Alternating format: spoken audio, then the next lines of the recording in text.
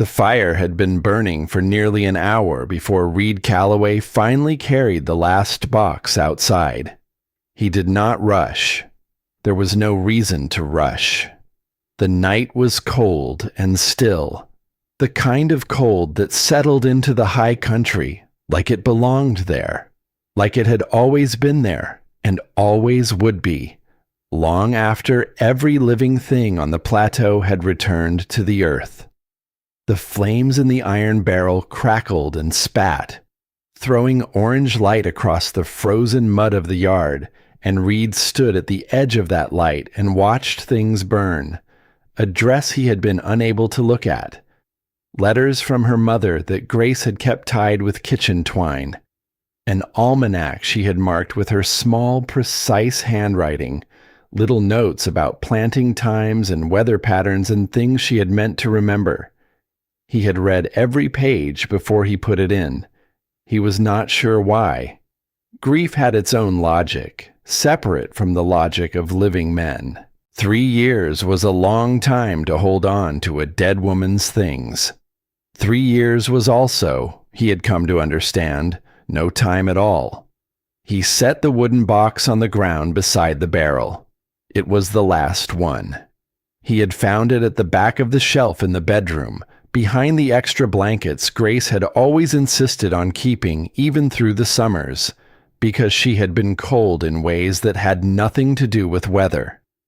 The box was cedar, small enough to hold in 2 hands, the kind of thing a woman kept her private things in. A lock of her mother's hair, a ring that had belonged to someone before her, small objects that carried weight only to the person who understood what they meant. Reed had not opened it, not once in 3 years. He had looked at it sometimes on bad nights, and that had been enough. He picked it up now and held it over the barrel. The fire reached up toward it, the way fire reached toward everything, without preference, without sentiment, hungry in the simple animal way of things that consumed to survive. And then he stopped. He did not know why he stopped. He stood there with the box suspended over the heat, feeling the warmth press against the backs of his hands, and something in him went quiet in a way that was different from the ordinary quiet of a man who had learned to live alone. It was the kind of quiet that preceded a decision. He had felt it before, in the worst moments of his life, and he had learned not to argue with it. He lowered the box. He set it on the ground and crouched down and opened it. There was a ring, as he had expected. A pressed flower, brown and fragile, that he did not recognize. A small folded piece of paper that looked like a letter, and beneath it, tucked against the cedar lining with the deliberate care of something meant to be found and not meant to be found accidentally, a second piece of paper, thicker, official-looking, folded in thirds the way documents were folded when they came through the mail. Reed picked it up. He unfolded it slowly, the way a man unfolded something he was not sure he wanted to read. The fire crackled behind him. Somewhere out on the far pasture, one of the horses moved in the darkness, a sound like a slow exhale. He read the document twice. Then he sat down in the frozen mud beside the barrel and read it a third time, because the first 2 times had not made it real enough to be believed. It was a confirmation. From a correspondence agency operating out of a town several days' ride to the east. The language was formal and careful, the kind of language used by people who understood they were brokering something fragile. It confirmed that a match had been identified, that the interested party had been contacted, that arrangements could be made at the discretion of the requesting household. The name at the top of the document, the name of the person who had submitted the request, was his, except that Reed Calloway had never submitted any request, had never written to any agency, had never, in the 3 years since Grace died, entertained the idea of another woman in this house for longer than the few seconds it took to dismiss the thought entirely. Grace had done this. Grace, who had known she was dying 3 weeks before the fever finally took her. Grace, who had spent those 3 weeks in their bed with the window cracked because she said the cold air helped her breathe, organizing things quietly, the way she organized everything, without making a fuss, without asking for help she did not need, putting the world in order for the person who would have to live in it after she was gone. Grace had done this, and she had hidden it in the box she told him to open when he was ready, and he had not been ready for 3 years, and apparently she had planned for that too, because the document had no expiration on it, no deadline, just the quiet, open-ended patience of a woman who had known her husband better than he had ever known himself. Reed sat in the cold for a long time. The fire burned down to embers. The stars came out hard and bright the way they did at elevation, so many of them that the sky looked crowded, almost loud, a kind of visual noise that he had stopped seeing years ago and was seeing again now for reasons he could not explain. He did not know what to feel. He understood that he should feel something, should feel surprised or invaded or moved or some combination of all three. But what he actually felt was a strange, echoing stillness, like a bell that had been struck and was still vibrating after the sound had faded below the range of hearing.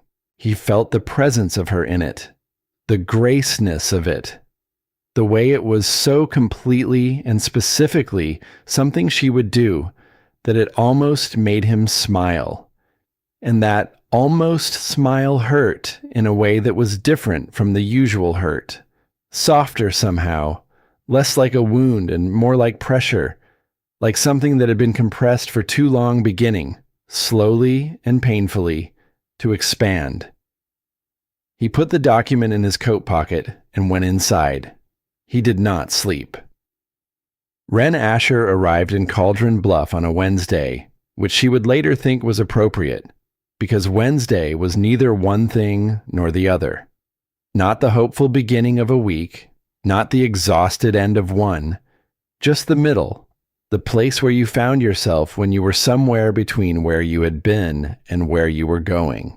She came in on the supply wagon rather than the mail coach, because the mail coach cost more, and she had learned in the last 2 years to calculate every expenditure with the care of someone who understood that the margin between enough and not enough was thinner than it looked from the outside. The driver had been a quiet man with a weathered face who had not asked her any questions, which she had appreciated more than she would have been able to say. The town was smaller than she had pictured it. She had tried not to picture it, because she had learned that expectations were a form of vulnerability, that the gap between what you imagined and what you found was where disappointment lived. But some part of her had imagined it anyway, in the way that some part of her had always refused to fully surrender to the practical, the cautious, the carefully managed, the same part of her that had stood up in front of a room full of men who had the power to end her career and told them the truth anyway, and had been right to do it, even though it had cost her everything. Cauldron Bluff was a single main street, a handful of buildings, a horizon that went on forever in 3 directions. Mountains to the northwest, still capped in white, even this late in the season. Air that tasted different from the air she was used to. Thinner, cleaner, faintly of pine, and something mineral she could not name. She stepped down from the wagon and stood for a moment on the frozen ground with her single bag at her feet and looked at the town she had come to, and she felt the full weight of what she had done settle over her like a second coat. She was 36 years old. She had left behind a life that had been dismantled piece by piece, not by catastrophe, but by something slower and in some ways harder. By the quiet withdrawal of people who had once called themselves her community, who had stood aside and watched her lose her position, her home, her standing, because she had refused to lie for them. And silence was easier than solidarity, and they had chosen it without apology. She did not blame them in the sharp and burning way she once had. Blame was expensive, and she had stopped being able to afford it. But she remembered. She would always remember. The correspondence she had received from the agency had been brief and factual. A rancher in the high country, widowed, established, looking for a partner in the practical sense of the word. Someone to share the work of a life, not a romantic fiction, but a genuine arrangement between two people who understood what they were agreeing to. The letter that had accompanied the agency documentation had been different. It had been written by hand in a script that pressed firmly into the page, and it had said almost nothing about the ranch or the work or the practicalities. It had said instead that the man writing it understood what it meant to be in a place where starting over was not a choice, but a necessity, and that he was not looking for someone to fill a space that had been left empty, but for someone who needed the same thing he did, ground beneath her feet that was hers to stand on.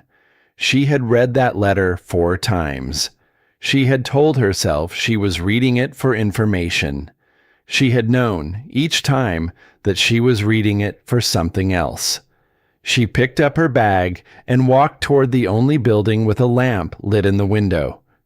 Hattie Cross was behind the counter when the door opened, and she knew immediately. She had been expecting it and not expecting it, in the way you expected things that you had been told were coming, but had only half believed until the moment they arrived.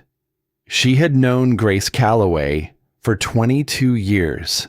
She had known her as a girl, as a young woman, as a wife, as a patient woman waiting for a difficult man to understand what he had, and finally, as a dying woman who was doing, in her last weeks, what she had always done, solving problems before they became problems, with a quiet thoroughness that most people only noticed in retrospect. Grace had come to see her about it, had sat in the chair by the window that Hattie kept for people who needed to say something that required a chair and a window, and had explained what she intended to do and why. Hattie had listened. She had not agreed immediately, and Grace had not pressed her. She had simply said, in the way she said things that were not up for discussion but were offered as if they were, that she knew Reed, and that Reed would stop living if there was nothing to pull him forward, and that she did not want to watch that happen from wherever she was going. Hattie had thought about it for a week. Then she had written to the agency. Now the door of the boarding house opened, and a woman came in carrying a single bag, and Hattie looked at her face and felt something behind her sternum that was not quite grief and not quite relief, but lived somewhere in the territory between them. She was younger than Hattie had pictured, not young in the unformed way. There was nothing unformed about her. Her face had the specific quality of someone who had been tested by something real, who had come through it without bitterness, but not without cost. Her eyes were the color of river water, and they moved over the room with the careful attention of a person who had learned not to take safety for granted. "You must be tired," Hattie said. It was not the first thing she had planned to say. The woman set her bag down. "I'm Wren Asher." "I know," Hattie said. "I'm Hattie. Come sit down." She poured coffee without being asked. Wren sat at the table by the window and wrapped her hands around the mug and looked out at the dark street with the expression of someone who was deciding, still, whether she had made a mistake. Hattie recognized that expression. She had worn it herself 40 years ago, when she had arrived in this town with a husband she was still learning and a future she could not see the shape of. "He doesn't know I'm here yet," Wren said. It was not a question. "No," Hattie said. A silence settled between them, the kind that was full rather than empty. "Is he a good man?" Wren asked. Hattie thought about Reed Calloway, about the boy he had been, all edges and determination, and the man he had become under Grace's influence, and the man he had become after, closed down and functional in the way of machinery operating without maintenance, still running but at cost. She thought about the way he had looked at Grace's grave at the funeral, not weeping, but very still. The way a tree was still in a storm, the stillness of something bracing rather than at rest. "He's a man who loved his wife," Hattie said finally, "and who doesn't know yet what to do with the part of him that's still living." Wren looked at her for a moment. Then she nodded slowly and drank her coffee. Reed came into town the next morning. He had not planned to come. He had plans of his own. Fence repair on the north pasture, a problem with the water line to the east barn that he had been putting off for 2 weeks. But he had spent the night sitting at the kitchen table with the document on the wood in front of him, and by the time the sky began to lighten, he had understood that there was no version of this day in which he stayed on the property and pretended the document did not exist. He tied his horse in front of the general store and stood on the boardwalk for a moment, looking down the street toward Hattie's boarding house with the particular expression of a man who was having an argument with himself and losing. He went to the general store first. He told himself he needed salt and a new hinge for the barn door, and that the boarding house was simply in the same direction as the store, which was true, but not the truth. He was coming out of the store with his purchases when he saw her. She was sitting in the window of the boarding house, visible through the glass, both hands around a coffee mug, looking out at the street. She was not looking at him specifically. She was looking at the town the way you looked at a place you were still deciding about, with a tension and a kind of measured openness, not surrendering to it yet, but not closed off either. Something about that expression stopped him on the boardwalk with the salt under his arm. She was not what he had expected. He did not know what he had expected, having had less than 12 hours to expect anything at all. But he noticed that she looked tired in the deep way of someone who had been tired for a long time, and that she held herself with a kind of careful dignity, and that she had not yet seen him standing there. He went inside. The bell above the door brought her eyes to him immediately, and he understood in that first second of eye contact that she knew exactly who he was. There was no confusion in her face, no uncertainty. She had been told what he looked like, or she had simply calculated that the man walking into Hattie's boarding house at this hour of the morning with that specific expression on his face could not be anyone else. He crossed the room and stopped at a reasonable distance from her table. "Wren Asher," he said. It came out more like a statement than a question. "Reed Calloway," she said. Same quality. Neither of them was pretending this was a coincidence. He pulled out the chair across from her and sat down without being invited, which he recognized as poor manners, and did anyway, because there was no version of this conversation that benefited from formality. He put the document on the table between them. She looked at it. Then she looked at him. She did not reach for it. "I found it last night," he said. In a box she told me to open when I was ready. How long ago did she leave the box? 3 years. A small silence. She was patient, Wren said. She was, he said, about most things. He looked at the document and then at the woman across from him, and he tried to find the words for what he needed to say, which was something he had never been good at, and 3 years of solitude had not improved. He needed to tell her that he had not asked for this, that she had come a long way under false pretenses, which was not her fault, but was a fact that had to be addressed, that he did not know what Grace had been thinking, or rather, that he knew exactly what Grace had been thinking and was still not sure how to feel about it. But before he could find those words, she said something he had not anticipated. Did she tell you why she chose me specifically? Wren asked. Or just that she had made the arrangement? He stared at her. What? Hattie told me last night that Grace had reasons for choosing me in particular, Wren said. Her voice was even, not cold, but careful, the way voices were when they were carrying more weight than they let on. Not just that she had found someone suitable, that she had chosen me. She paused. I'm asking if you knew that, and if you know why. Reed sat with that for a moment. He thought about Grace in her last weeks, the quiet purposefulness of her, the way she had moved through those days doing things he had not understood, were preparations until long after. He thought about the box on the shelf.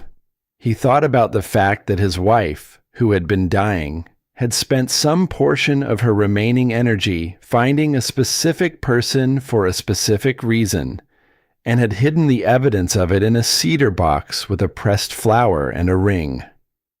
No, he said, I don't know why.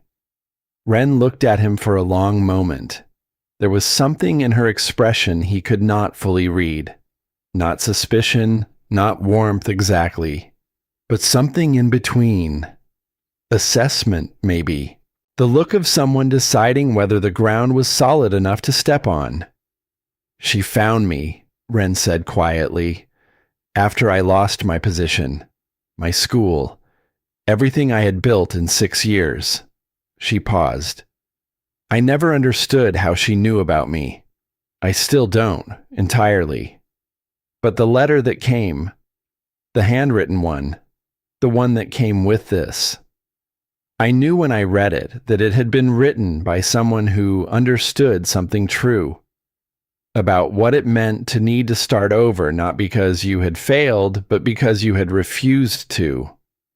Reed looked at her. He thought about the letter she was referring to, the one that had gone out under his name, in his name, carrying words he had never written. I didn't write that letter, he said. I know, she said, but whoever did wrote it honestly. The fire in the hearth across the room ticked and settled. Outside, the street was beginning to show signs of the morning's business. A wagon passing, voices at a distance, the ordinary sounds of a place going about its ordinary life. Reed picked up the document and folded it carefully and put it back in his coat pocket, close to where he had carried it all night. He stood. He looked at the woman still sitting at the table with her hands around her coffee mug, watching him with that careful, river water gaze. I need to think, he said. She nodded once. I'll be here. He walked to the door. He put his hand on the frame and stopped, not turning around. She was usually right, he said, about things.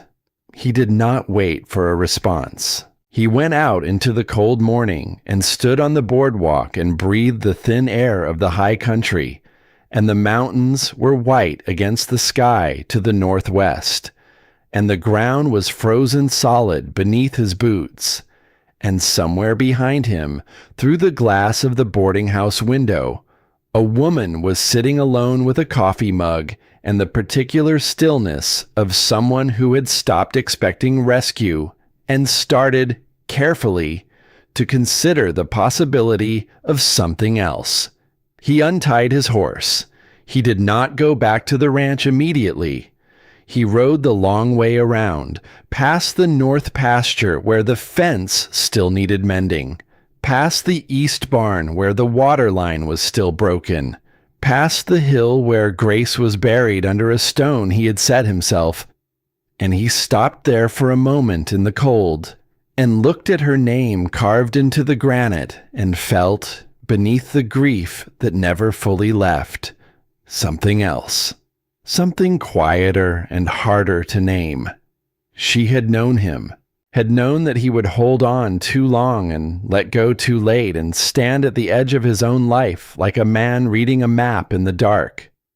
Had known that he needed not to be pushed, but to be given a reason, something real and specific and chosen with the kind of care that only someone who truly knew you could exercise.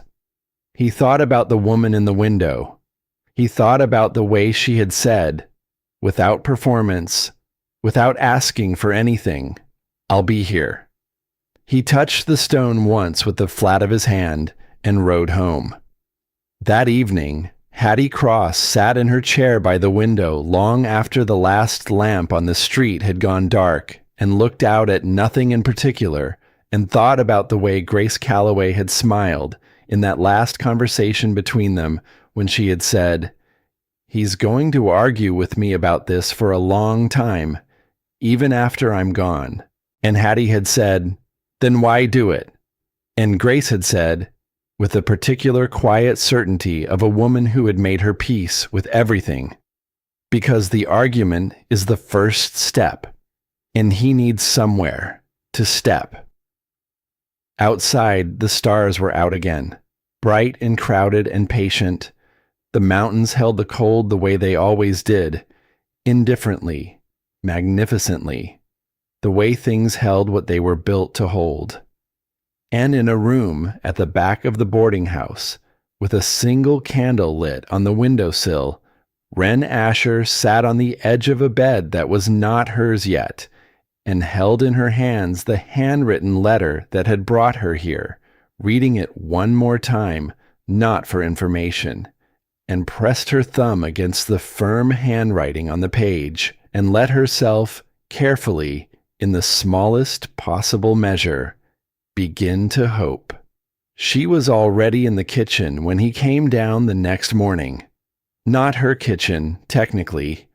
Not yet anything that belonged to her. But Hattie had sent her out to Copper Falls the previous afternoon with the supply wagon and a note that said, in Hattie's particular no-argument script, that Reed Calloway needed someone to tell him the waterline situation was not going to fix itself, and that Wren might as well make herself useful while he was deciding what he thought about things.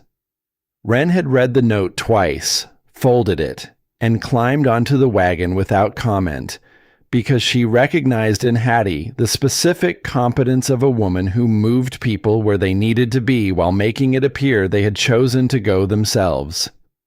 The ranch was larger than she had imagined. The house was solid, built by someone who had intended it to last, with a stone foundation and a covered porch that ran the full length of the front. The yard was clean in the way of a place maintained by one person doing the work of two. Functional, tended, but without the small touches that came when more than one set of hands cared for a space. The window boxes were empty. The porch held one chair. She had slept in the small room off the kitchen that Reed had pointed to when she arrived, his manner carrying the careful impersonality of a man establishing terms before negotiations began. There was a lock on the door.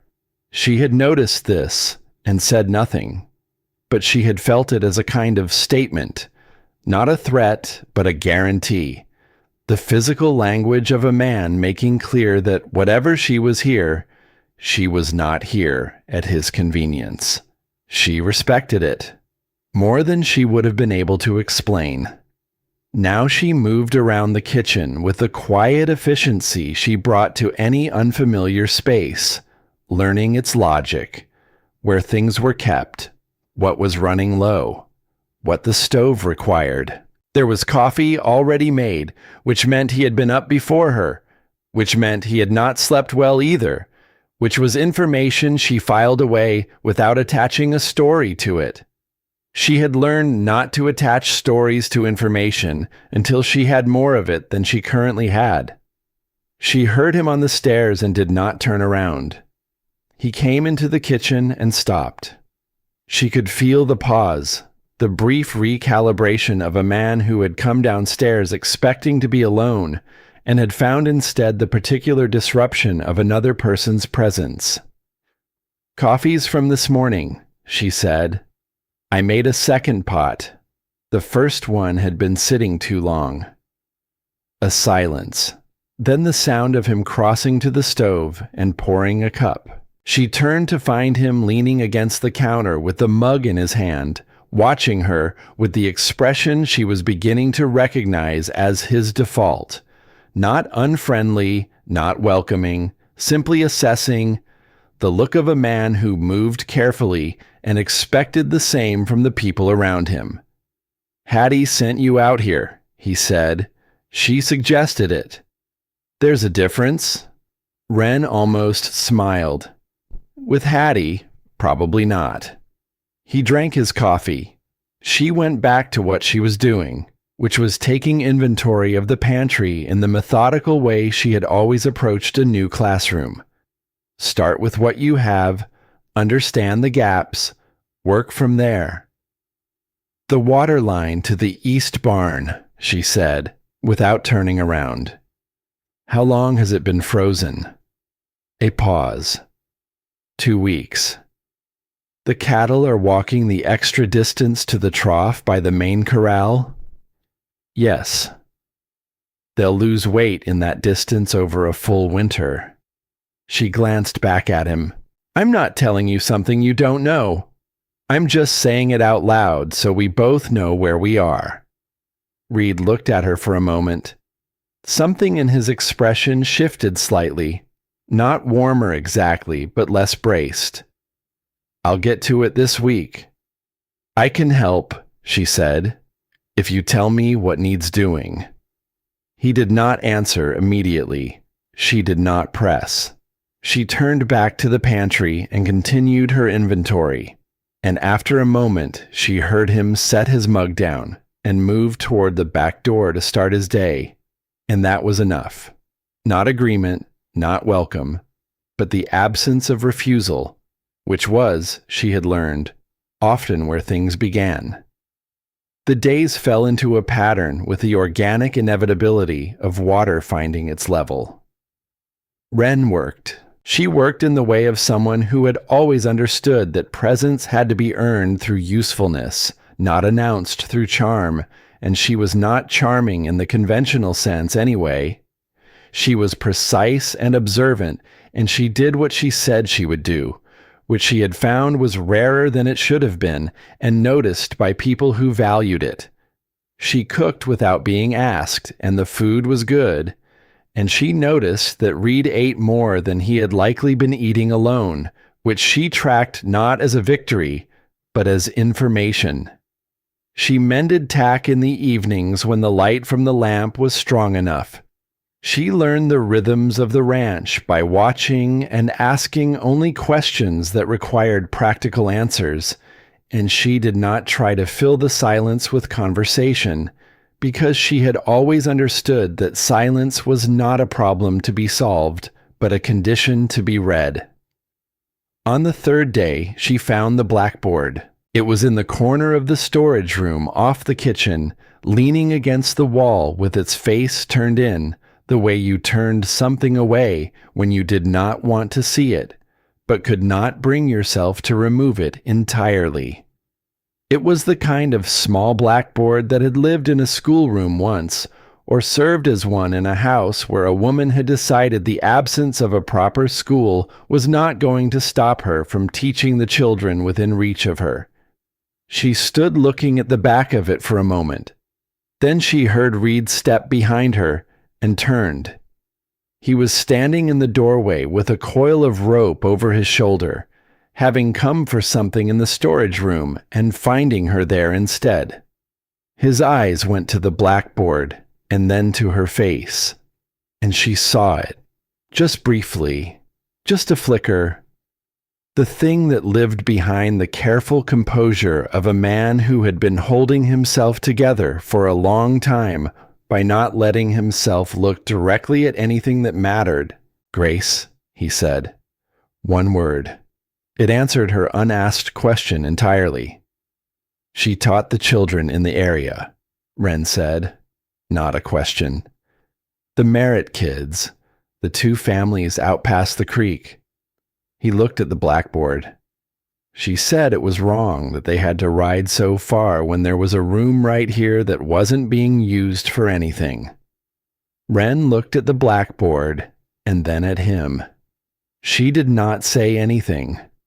There was nothing to say that would not be either too small or too large, and she had learned the particular discipline of knowing when neither was appropriate.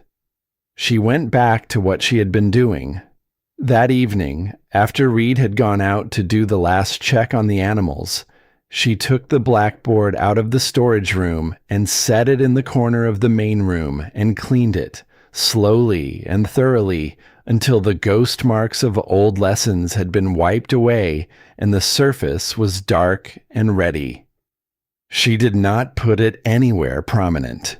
She did not call attention to it. She simply placed it where it could be seen if a person was looking, and where it would not be in the way if a person was not. When Reed came in from the cold, and his eyes found it across the room, he stopped walking for just a moment. He did not say anything. Neither did she. But the next morning he had moved the lamp on the side table so the light fell better in that corner. She noticed this and said nothing. He knew she had noticed and said nothing. And that was the first thing they understood about each other that did not require words. That they were both people who spoke most clearly through what they did rather than what they said, and that they were both paying attention. Foster Wynn came on a Saturday, which Wren did not yet know was significant but would later understand meant he had planned it.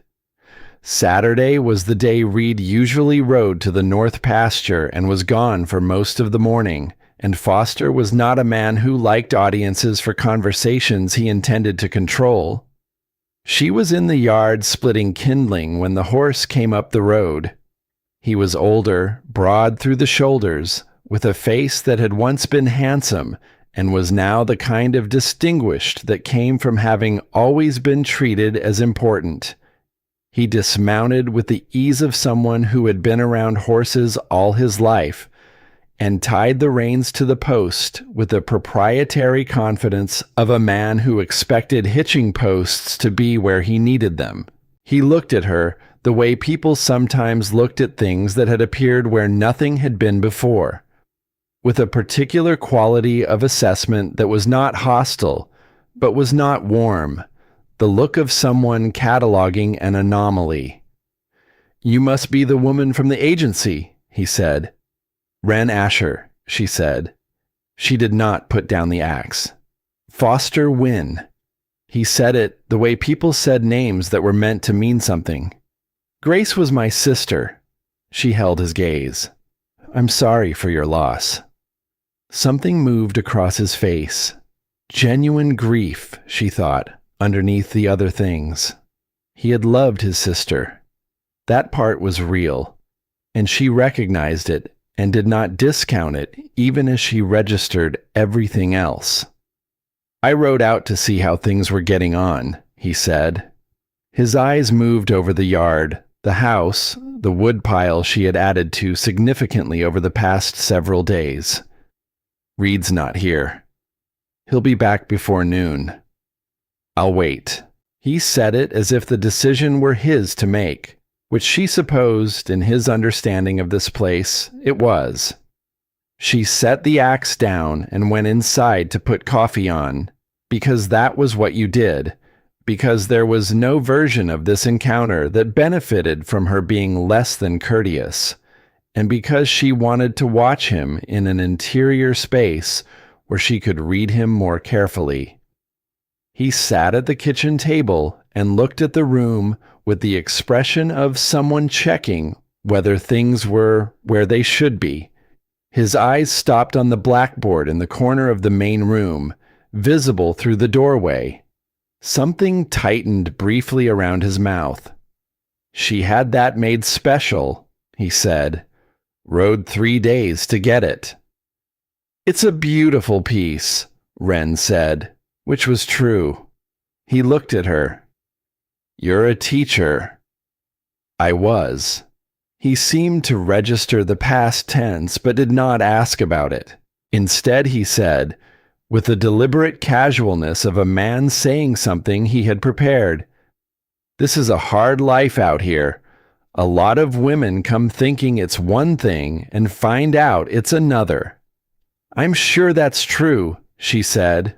"Grace was built for it, born to it, in a manner of speaking."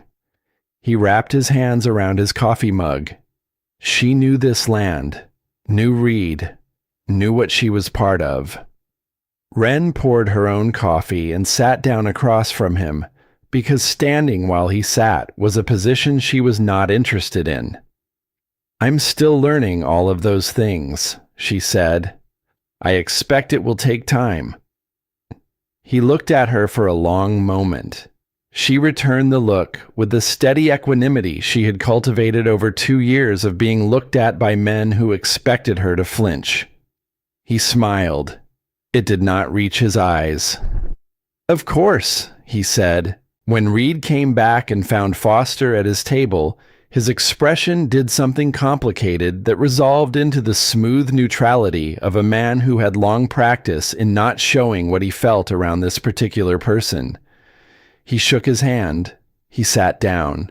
He listened to Foster talk about the North Range and the cattle markets and a fence dispute between 2 neighbors that had nothing to do with Copper Falls.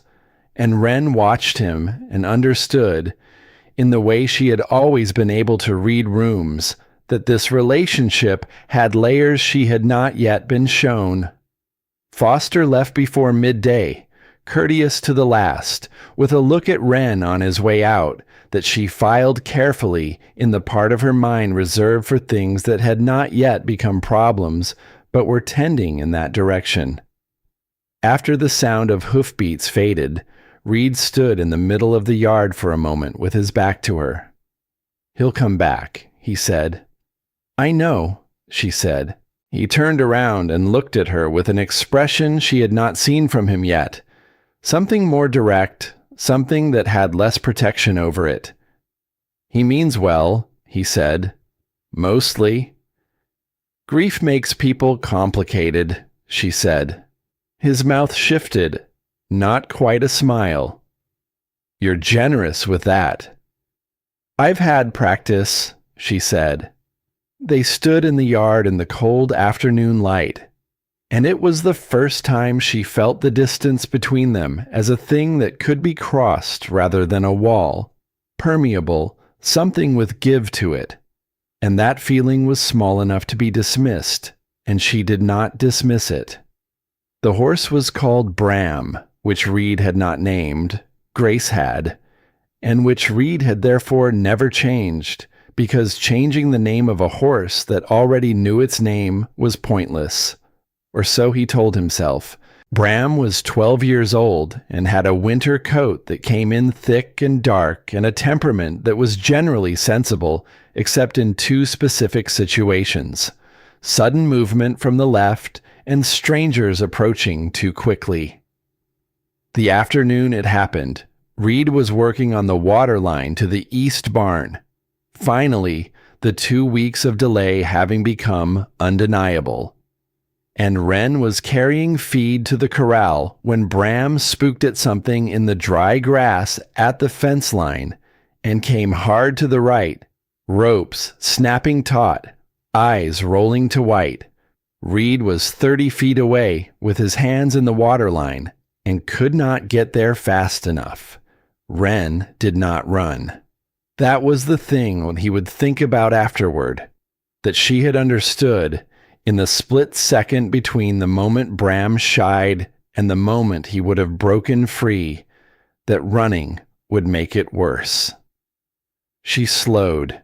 She set down the feed bucket without dropping it. She approached from the right, obliquely, not head on, and she spoke, not loudly, just steadily, a low, continuous sound that was almost below the range of language, almost purely tone.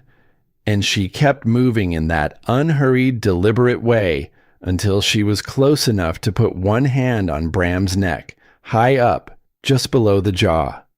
The horse shuddered, stamped once, then stilled. Reed had crossed the distance by then and stood a few feet away with his hands at his sides, watching. Wren did not look at him. She kept her attention on Bram, stroking slowly along the neck, still making that low sound, until the horse's breathing evened out and his eyes came back from wherever frightened horses went. "Something in the grass," she said when the moment had passed. "He'll be all right." Reed looked at her. He looked at his horse. He looked at the fence line where the grass had stopped moving, whatever had startled Bram already gone. "Where did you learn that?" he asked. She finally looked at him. "One of my students, a boy who was afraid of everything, who had good reason to be." She stroked Bram's nose once more and stepped back. "You can't approach fear like a problem to be overpowered. You have to come at it sideways and let it decide when it's ready." Reed was quiet for a moment. He took Bram's lead and walked him slowly toward the barn, and Wren picked up the feed bucket and followed. And when they were inside in the dim warmth that smelled of hay and animal heat, he said, without looking at her, "That's not a skill most people have." "Most people don't practice it," she said. He cross-tied Bram and ran his hands down each leg, checking for injury, efficient and thorough.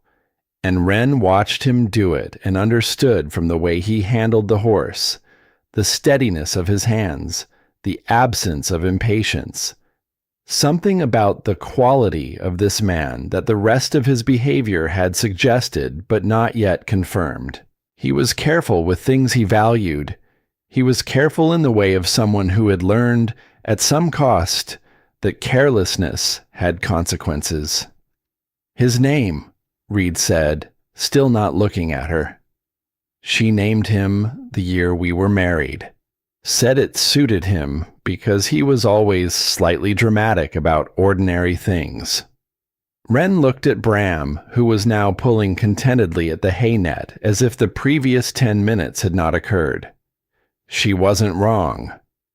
This time he did look at her, and there it was, brief, unguarded, gone almost before it arrived. Something that was not quite a smile, but was what lived next to one. The shadow of it. The shape it would make if the man wearing it had not forgotten, through long disuse, how it was done.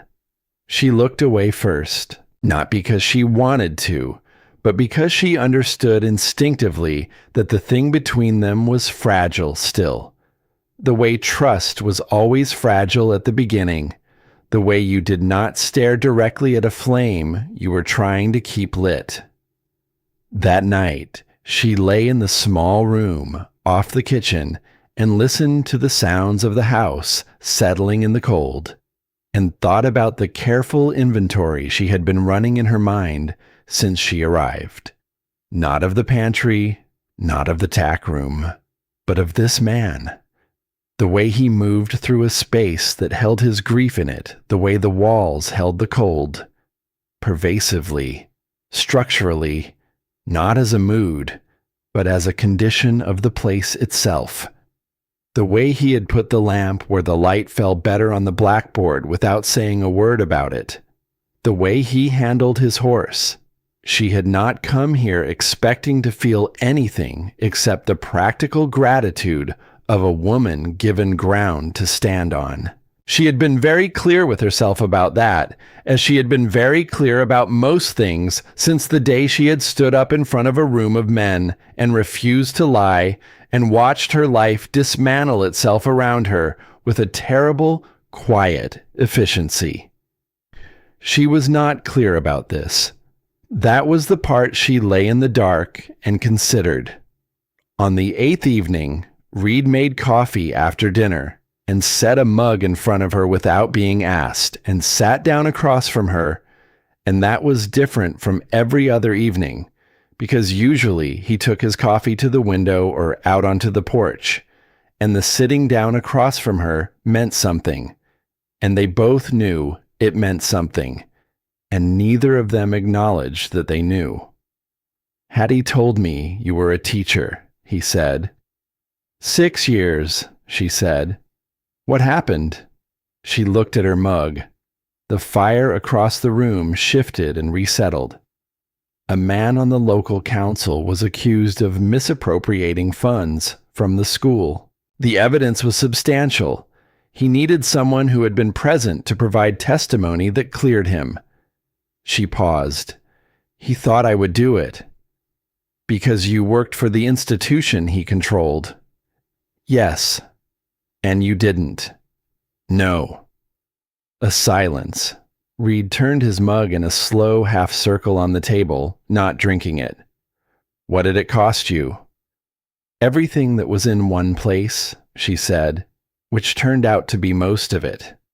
He nodded slowly, in the way of someone who understood a specific kind of loss, not the catastrophic, sudden kind, but the grinding kind, the kind that came from having what you built taken apart by forces that should have been on your side. "The letter," he said. "The one you called honest.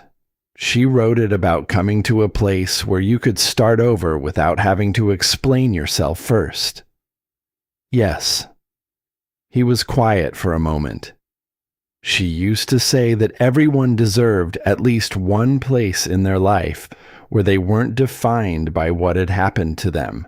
He did not look away from his mug when he said it, but his voice had changed slightly, lower, more internal, the voice of someone thinking out loud rather than speaking to an audience. "She said most people never found it." "She sounds like someone who thought carefully about things," Wren said. "She thought carefully about everything." He paused. "Turns out she was thinking about things I didn't know about." Wren looked at him. "Are you angry with her for it?" The question hung in the air between them. He looked up at her, and for the second time she saw something unguarded in his face. Not the fleeting shadow of it this time, but the thing itself, open for just long enough to be read. "No," he said. "I'm not angry." He picked up his coffee and drank it. "That's the part I'm still working out." She understood what he meant. She understood it the way you understood something that you had not yet experienced but recognized from its shape. The way you recognized a word in a language you were only beginning to learn. He was not angry at Grace for doing this. He was something more complicated than angry. He was shaken by the evidence of how well she had known him, and undone, quietly, by the fact that she had cared enough, even at the end, to use that knowledge on his behalf. Outside, the wind had come up. It moved through the eaves of the old house with a low, sustained sound, and the fire shifted again, and the room was warm in the particular way of rooms that held heat against the cold outside, and Wren sat across from Reed Calloway with her hands around her mug and felt the evening settle around them like something that had decided to stay. She did not say anything more, neither did he. But when she finally stood to take her mug to the basin and went to her room, she found herself thinking that silence, when it was this kind of silence, was not the absence of something. It was the presence of something that did not yet have a name.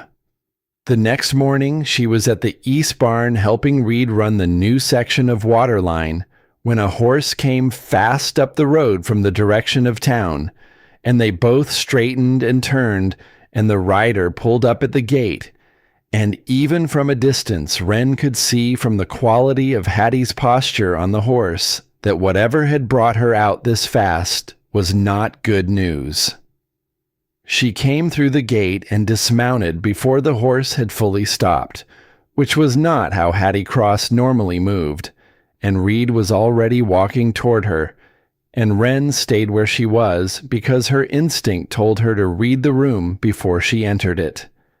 Hattie spoke to Reed in a low voice. Wren watched his face. She watched the specific way his jaw set and his shoulders changed, and she thought, Foster. When Reed turned back toward her, his expression was the composed neutral she was learning to read beneath. He crossed the distance between them and stopped and looked at her for a moment before he spoke. Foster's been to see the land agent in town, he said. He's filed a document referencing a clause in Grace's will. He paused. About remarriage. Wren was very still. What does it say? If I remarry within 5 years of Grace's death, the north pasture, the 40 acres she brought to the marriage from her family, reverts to her family's estate, which means Foster. She looked at him steadily. She thought through the implications with the calm efficiency she brought to problems, which was how she kept herself from reacting to them in the ways that helped no one. He's not trying to take the whole ranch, she said. No, just enough of it to make things difficult. Did you know about this clause? I knew there was something. I didn't remember the specific terms. He paused. Grace wrote it that way to protect the land from being sold. She was worried, before she was sick, that if things ever went badly financially, I might... He stopped. She was trying to protect the land. She wasn't thinking about this. Wren looked out across the yard, past the barn, toward the north pasture that lay beyond the tree line, invisible from here, but present. 40 acres. Good land, from what she had gathered. The kind of land that made a ranch viable or complicated depending on whether you had it. She looked back at Reed. She wrote the clause before she arranged things with the agency, Wren said. She didn't anticipate both being in effect at the same time. No, Reed said. She didn't.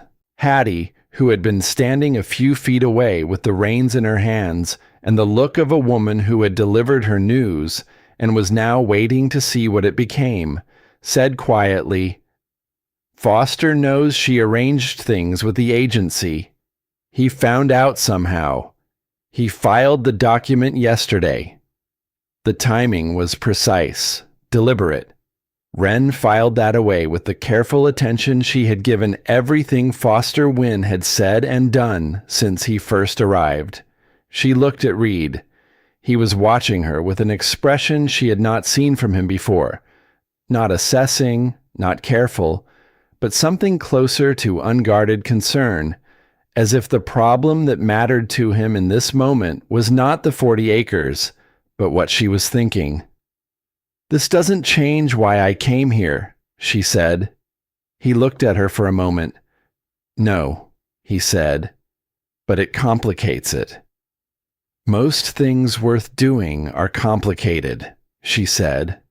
He held her gaze. She held his. And in the cold morning air of the yard of Copper Falls, with the wind coming down off the White Mountains, and the fire still going in the east barn, and the new water line half finished in the frozen ground, something shifted between them. Not an agreement, not a declaration, just a quiet mutual recognition, the kind that passed between two people who had both been through enough to understand that standing on the same side of a problem meant something, and that meaning was not nothing. Hattie watched them both and said nothing. She had known Grace Calloway for 22 years, and she thought, in the private part of herself where she kept the things she did not say out loud, that Grace had been right about almost everything. She thought she might have been right about this too. The clause in the will changed nothing and changed everything. It changed nothing in the practical sense. The land was still there, the work was still there, the cold mornings and the frozen water lines and the particular rhythm of a ranch that required constant attention to remain a functioning thing. Wren still rose before light and made coffee and did what needed doing, and Reed still moved through his days with the quiet, purposeful competence of a man who had built his life around usefulness. The surface of things remained undisturbed, but beneath the surface, something had shifted. The clause had named what was between them, not directly, not in any language either of them had used, but in the way that legal documents sometimes named things before the people involved were ready to name them themselves. It had drawn a line and said, "Here is the cost of moving forward." And in doing so, it had made moving forward a thing that required acknowledgement rather than simply happening, the way it might have happened otherwise, gradually and without declaration, the way water moved through limestone over a long time. Reed had gone quiet in a specific way, not the ordinary quiet of a man who did not waste words. She knew that quiet by now, had mapped its textures, understood when it meant he was working through something, and when it meant he was simply present without needing to fill the air. This was different. This was the quiet of a man who had something to say, and was deciding whether saying it would cost more than not saying it. She recognized it because she had been doing the same thing. She kept the distance between them where it had been. She did not close it, and she did not widen it. She held it the way you held a line in uncertain weather, not letting go, not pulling in, simply maintaining. She had learned this from the kind of patience that was not passive, but active. The patience of a person who understood that some things could not be hurried without being broken. What she had not anticipated was Foster Wynne. He came back on a Tuesday, alone, in the late afternoon, when the light was already going golden and thin at the edges. Reed was out on the north pasture. The north pasture, specifically, with a quality of deliberateness that Wren had noted.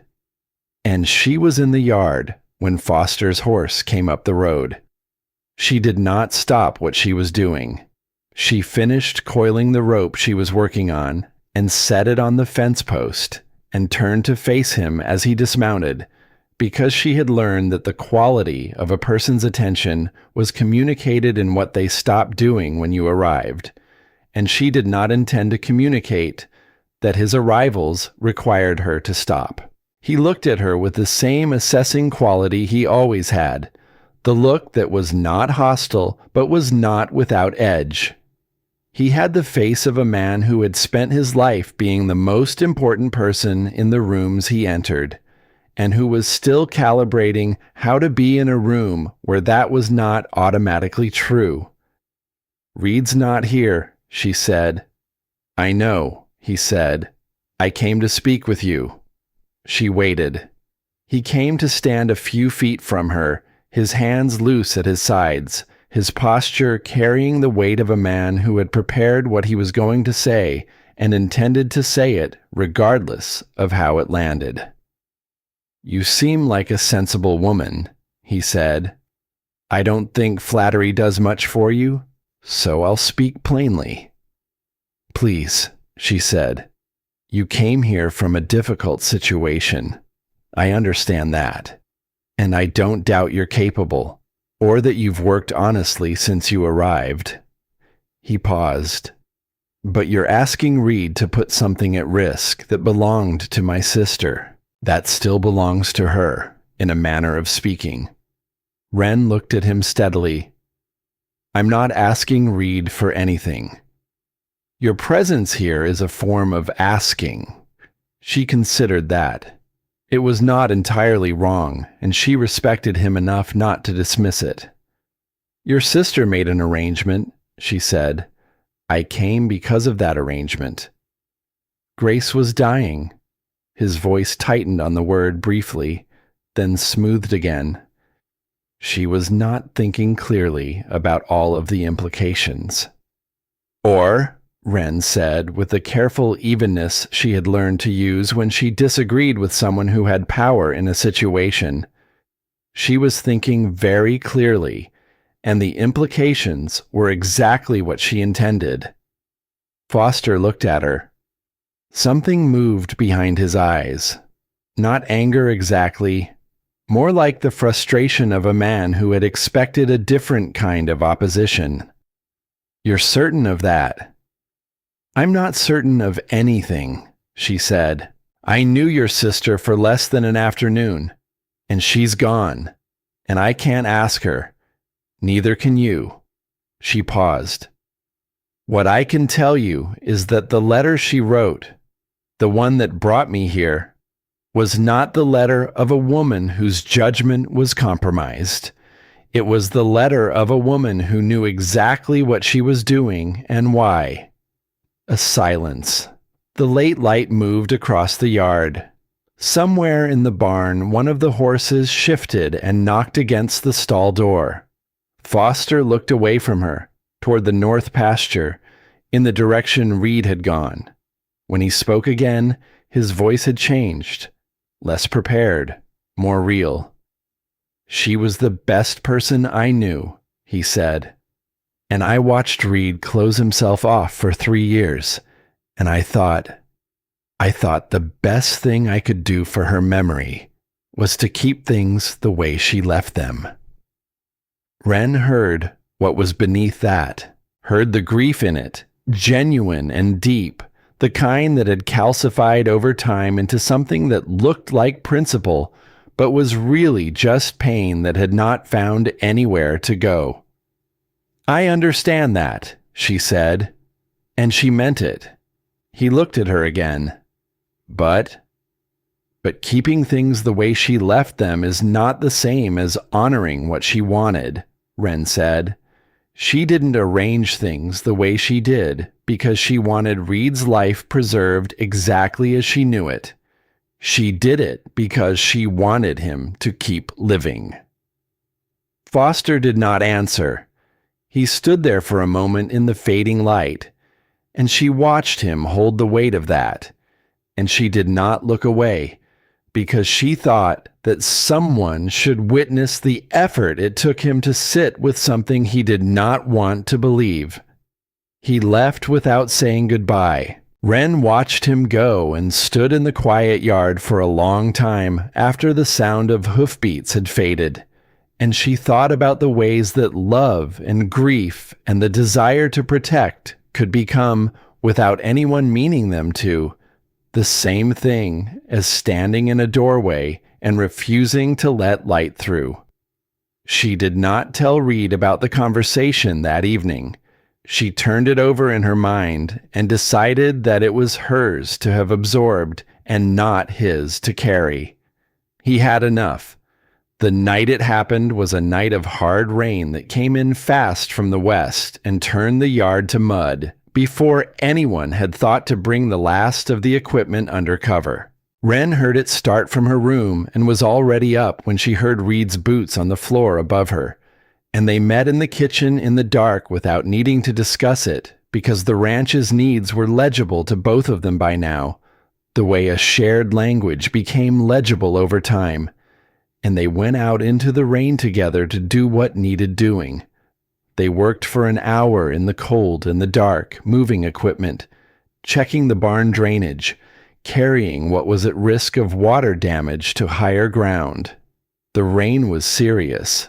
the kind that meant business, and by the time the most urgent things were dealt with, they were both soaked through and breathing hard, and there was no point in going back to bed. Reed went to the barn to check on the animals. Wren followed because she had a particular worry about Bram in heavy rain. He had a sensitivity to thunderstorms that she had noted. And she was right to follow because she found Bram in the second stall pressed against the far wall with his ears flat, not panicking, but close to it. She did what she always did. She came at it sideways. She moved to him slowly and spoke in the low, continuous tone that was more texture than language. And after a while his breathing changed, and the rigid line of his shoulders softened, and he dropped his head and let her run her hand along his neck. Reed sat down on the old bench along the wall and watched her. She was aware of him watching. She kept her attention on the horse. The rain on the barn roof was a steady percussion, and the single lamp threw soft, unsteady light across the stalls. And the smell was the good smell of hay and warm animals, and the particular mineral smell of rain-soaked earth. And eventually, Bram settled completely, and she took a step back and finally turned. Reed was not looking at the horse. He was looking at her. She had seen him look at her before, but not like this. Not with the careful composure down and something genuine in its place. Not calculated or considered, but simply present, the way a person looked when they forgot for a moment to manage how they appeared. She sat down on the other end of the bench, because standing while he sat was not how she wanted to be in this particular moment, and the bench was long enough that there was space between them, and she let the space be there without trying to shrink or expand it. For a while, there was only the rain. Then Reed leaned forward with his elbows on his knees and looked at his hands. "I was in the East Field," he said. His voice was different, not the careful neutral she had learned, but something below it, unprocessed. The morning she died. She did not say anything. She understood, with the instinct that had served her well in rooms full of people who needed something they had not asked for, that what was required right now was simply to be present, not to speak or respond or offer, only to exist in the same space with the same quality of attention she gave everything she truly cared about. "She had told me she was feeling better that morning," he said. "She asked me to go and check the east fence because she said she didn't want me hovering." He turned his hands over, looking at his palms. "She always knew when I was hovering. She didn't like it." The rain steadied on the roof above them. "She died while I was checking the fence," he said. "By the time I came back," he stopped. His jaw tightened. He looked like a man pressing against a door he had kept closed for a very long time, pressing against it with the full weight of himself. And what she could see was the cost of that, the years of it, the daily maintenance of it, the sheer exhausting labor of a man who had been holding a door closed and calling it being fine. She looked at her own hands. "After my father died," she said, not because it was equivalent, but because she had something to offer that was real, "I kept thinking about a conversation we'd had the week before, where I had been impatient with him about something small. I can't even remember now what it was. Something practical and unimportant." She paused. "I carried it for 2 years. The idea that the last version of me he'd experienced was an impatient one." Reed turned his head to look at her. "What changed?" he asked. "I told a student about it once," she said. "A boy who was carrying his own version of the same thing, and the act of naming it for someone else made it—" She looked for the right word and settled on the honest one. "Smaller." Not gone, just smaller. He was quiet for a long time after that. The lamp flickered once and recovered. Bram had fallen into a dozing stillness. His weight shifted to one hip, the storm apparently forgotten. She knew, Reed said finally, that I would do exactly what I've done. She knew I would close everything down and call it grieving and keep it that way indefinitely. He exhaled slowly. That's why she made the arrangement when she did, because she knew if she waited for me to be ready, she would run out of time first. Wren considered what she wanted to say. She was careful with it, the way she was careful with things that mattered. She wasn't wrong to know that about you, she said. But I don't think she only did it because she was trying to fix something. She paused. I think she did it because she loved you in the kind of way that thinks about the version of you that comes after her, not just the version she knew. Reed looked at her. She held his gaze with the same steadiness she brought to everything, and she watched him sit with what she had said and not deflect it, which she thought was one of the bravest things she had seen a person do, because it was much harder to receive something true than to hear something comfortable. After a long while, he said quietly, "She would have liked you." Wren looked at him. Hattie said something like that. Hattie knew her better than almost anyone. He paused. She doesn't say things like that about people she doesn't mean. Wren looked away toward the door of the barn where the rain was still coming down in the darkness. She felt something move through her that she did not immediately have a name for. Not happiness exactly, but the shape happiness would take if a person let it, tentative and fragile, and more real than anything convenient. She did not say anything more. Neither did he. They sat in the warm, rain-loud dark of the barn until the storm began to ease, and when it did, they went back to the house separately, the way people went back to their own lives after a moment that had changed something without yet having words for what it had changed. The next morning, Wren was in the main room with the lamp and the account books. She had been going through them not because Reed had asked her to, but because numbers were a language she trusted, and she had found in the past weeks that the books told a story different from the one the land appeared to be telling. When something made her stop. She went back 3 pages, then 5. She pulled 2 separate ledgers and set them side by side on the table and looked at them for a long time with the particular focused attention she had once brought to school budgets that did not add up. These did not add up either. The discrepancy was not dramatic.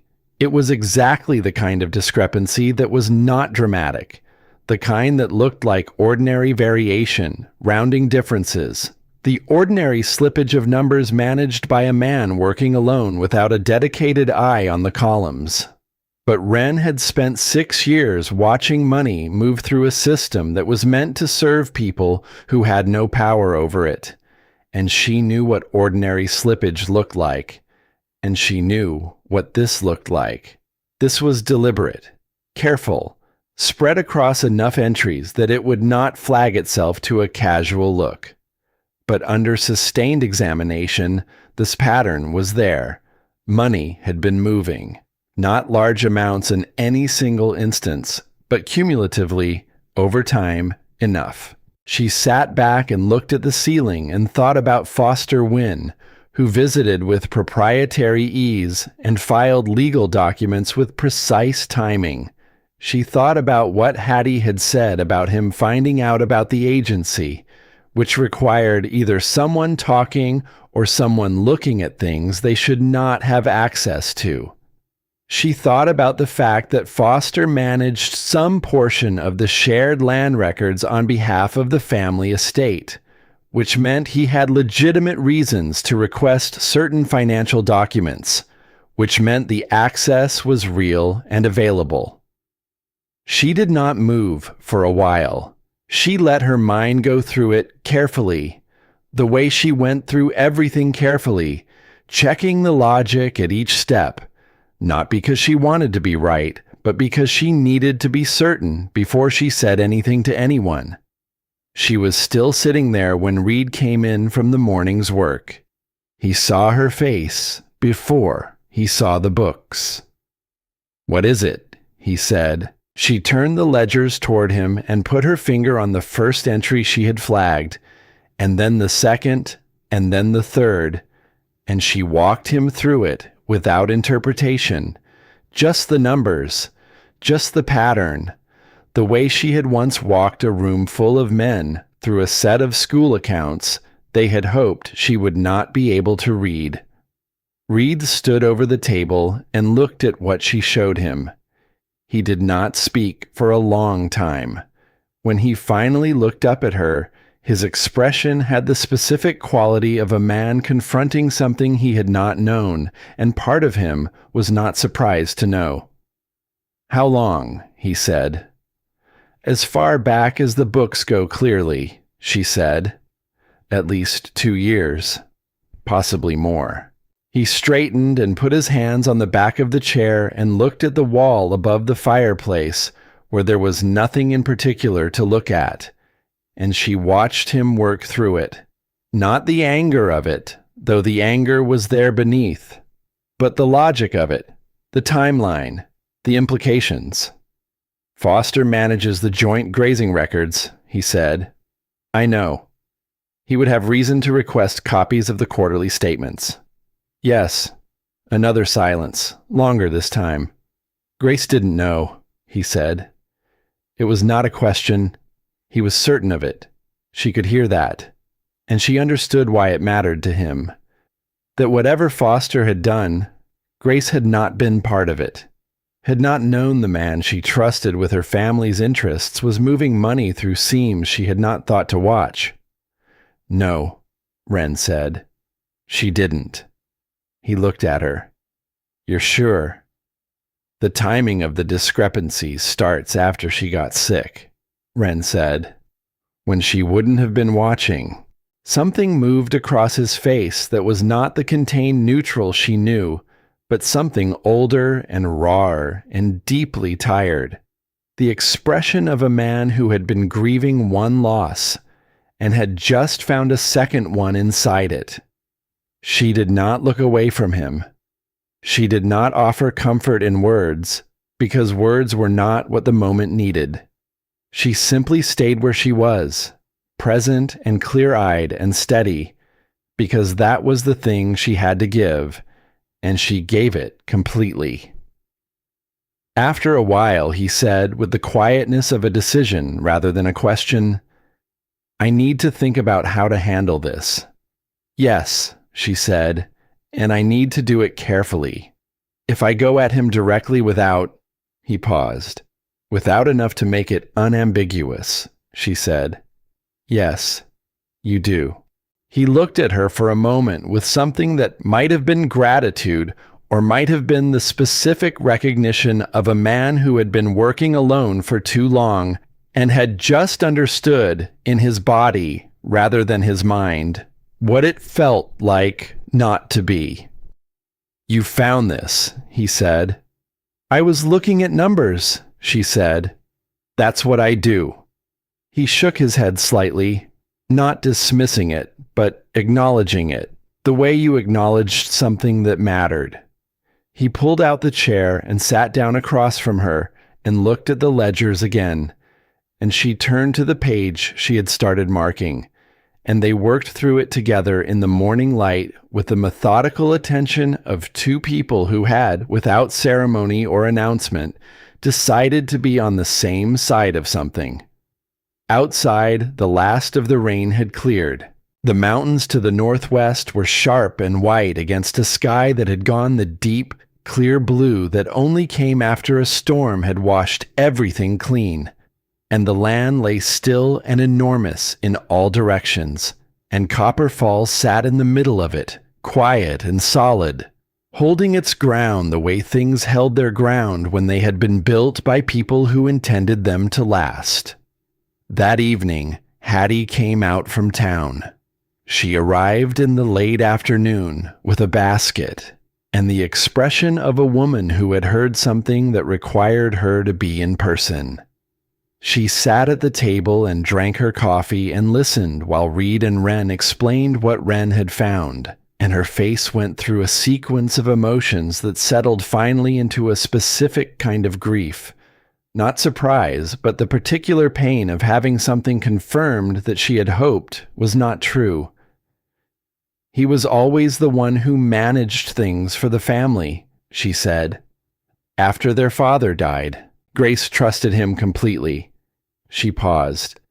She said once that Foster would have given her anything she asked for, that his love for her was the most uncomplicated thing in his life. Wren thought about that, thought about how a person could love someone completely and still do, quietly and over time, the kind of thing that would have broken the person they loved if she had known. He probably told himself it was for her benefit, Hattie said quietly, that he was managing the estate the way he thought best, that the land should stay in the family. She looked at Reed. He never thought Reed was the right man for Grace. He was polite about it because she chose you and he loved her, but he never thought it. Reed received this without visible reaction, the way a man received information that confirmed something he had always suspected and had long since made his peace with. And now, Hattie said, with Wren here and the clause in the will, he sees an opportunity. He filed the legal document before I found any of this, Wren said. He didn't know what I'd found. He was moving for his own reasons. Which means he'll move again, Reed said. When he finds out, we know. The three of them sat with that.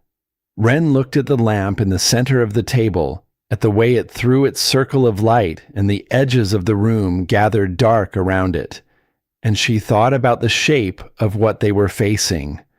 Not a single problem, but a network of them, all connected, all requiring care and strategy and patience to address without making things worse. She had faced a version of this before, in a different room, with different people, and she had faced it alone. The difference this time was that she was not alone. She was not sure when that had happened. She was not sure it mattered to know exactly when. What mattered was that it was true. She looked up and found Reed looking at her, and she did not look away, and he did not look away, and Hattie watched them both with the quiet expression of a woman who had known Grace Calloway for 22 years and who was now thinking, in the private part of herself where she kept the things she did not say out loud, that Grace had been right. She had been right about all of it. Foster came 3 days later. He did not send word ahead. He arrived in the early morning while the frost was still hard on the ground, riding at the measured pace of a man who had made a decision and was not in a hurry about it because he was certain of the outcome. Reed was in the barn. Wren was at the table with the ledger still spread before her, cross-referencing entries she had been building into a coherent document. Dates, amounts, the pattern made legible for someone who had not spent days inside the numbers.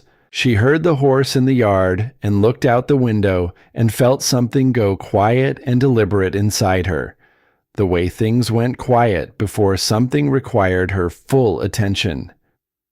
She put her pen down and folded the document she had been working on and placed it beneath the second ledger, not hiding it, but not displaying it either.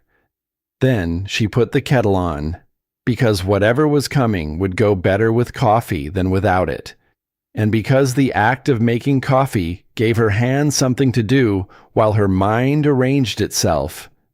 Foster knocked and she opened the door, and his face told her immediately that this was not a courtesy visit. He had the look of a man who had done his preparing and was now past the point of reconsidering. "Is Reed here?" he said. "In the barn," she said. "Come in." He came in and she called Reed from the door, and while they waited, Foster stood in the main room with his hat in his hands and looked at the space with the inventory quality she had noticed before, checking what had changed, what was the same, reading the room for evidence of how the territory had shifted. His eyes moved over the table, and his posture shifted in the way of a man who had spent years managing numbers and who understood, in the practiced recognition of someone who knew what careful accounting looked like, that the pages open before him were not open to a random entry. He had been requesting copies of the quarterly statements for 2 years. He knew the format. He knew what a ledger looked like when someone was working through it with purpose rather than routine. He had seen enough. Reed came in from the cold with the particular quality of alertness he had when he knew something was off. She had learned to read it in the set of his shoulders, the way he moved through a door. He looked at Foster and then at Wren, and she gave him nothing visible, because there was nothing useful to telegraph with Foster standing 2 feet away. But she held his gaze for a moment and hoped he understood from that alone that she was steady and he should be too. They sat at the table. Wren poured coffee. She sat at the end, equidistant from both men, which was where she belonged in this conversation. Not neutral exactly, but clear-eyed. A witness as much as a participant. Foster placed a document on the table between them. It was formal, the language of it precise in the way of things written by someone who understood how legal documents were meant to work. How the right framing made reasonable positions sound inevitable. How the citation of precedent made new action seem merely procedural. Wren read it without touching it, the way she had learned to read things she did not yet want to appear to have read. It was an application to have the clause in Grace's will formally activated on the grounds that a de facto domestic arrangement had been established at Copper Falls that constituted, in the legal language being applied, the functional equivalent of a marital household. It did not require Reed to have married Wren. It required only that a case be made that the arrangement was marriage adjacent enough to invoke the clause's intent. The 40 acres. Reed read it. The muscle in his jaw moved once. He set the document down with care. "You went to a land agent," he said. "I went to a legal advisor," Foster said. "There's a distinction. The outcome is the same." Foster looked at him steadily. "Reed, I am trying to protect what Grace left behind. That is all I have ever been trying to do. By taking land she worked for. By ensuring it stays where she would have wanted it." Foster's voice was even, controlled, the voice of a man who had rehearsed this and intended to stay inside the rehearsal. "She was specific about the clause for a reason. She knew you. She knew that. She knew exactly what she wanted for him," Wren said. Both men looked at her. She had not planned to speak yet, but the sentence had been there, and it was accurate, and accuracy was the only tool she had complete faith in.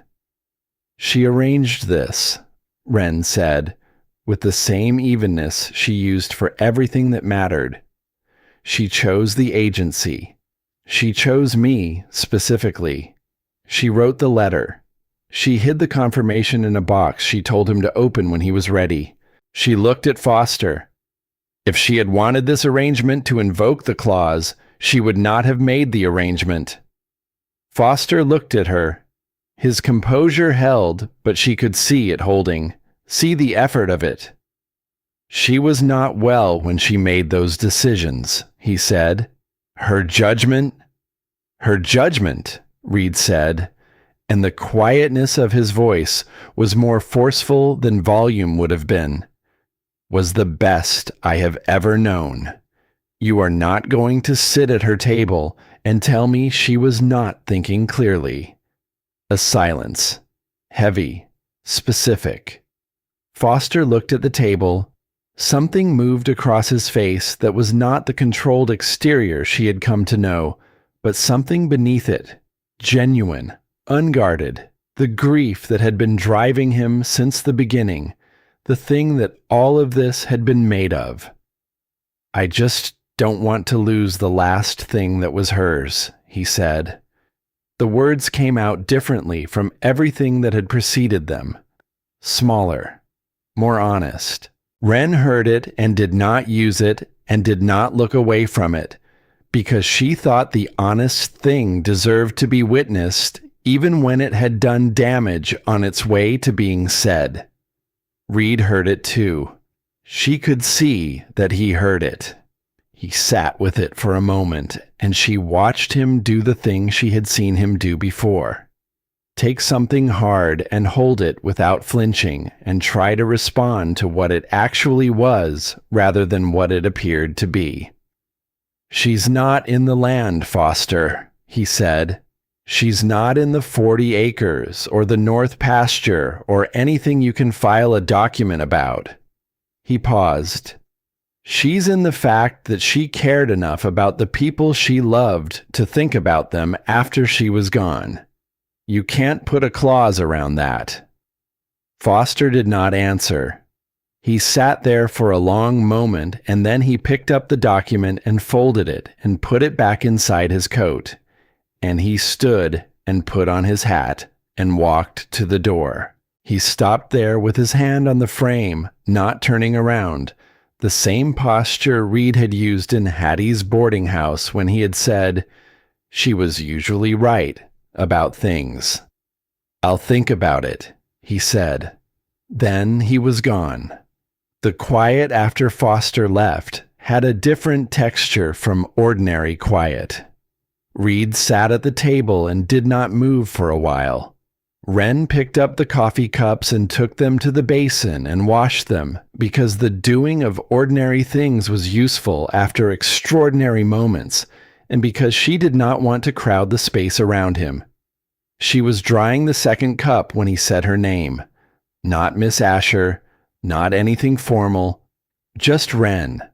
The way you said a name when formality had become beside the point. She turned.